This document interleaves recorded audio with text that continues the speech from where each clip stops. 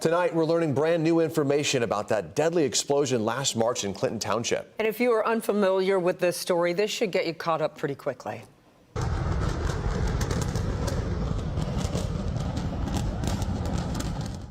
I remember that night, thousands of bottles of combustible gas went flying into the air along with pocket knives and other items. A key court hearing today revealed new clues into how this all happened. So let's get out to our Jay Scott Smith live at the site of that warehouse. Jay, what did you learn today? Well, good evening, everybody. And we are standing right in front of what used to be the Goo Smoke Shop, because as you see right now, 14 months later, there's nothing left out here at this smoke shop that was at 15 and Groesbeck. And during today's hearing, the smoke shop's employees described the horrifying moment when the building began to blow. All of a sudden, the ceiling started shaking. Kevin Zaytuna was at work the night that the warehouse on 15 Mile in Groesbeck started exploding.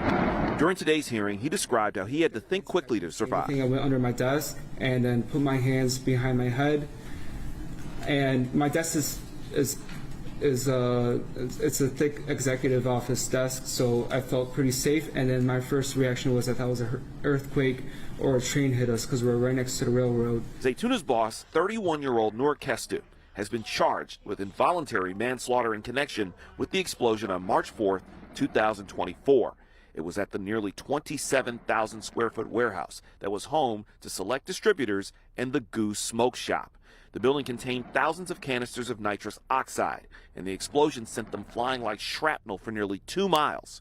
One of the nitrous canisters hit and killed 19-year-old Turner Lee Salter, who was a quarter mile away. Kestou was taken into custody in New York City while attempting to board a one-way flight to Hong Kong. Today, he was in court listening as Zaytuna, who also caught the fire on cell phone video, described how he and his co-workers were able to escape the building that was burning just before the shrapnel started flying. I think within 10 minutes, 5 minutes, we started hearing small explosions. Then it started to intensify. So as we started feeling the ground shaking, we started getting further and further away.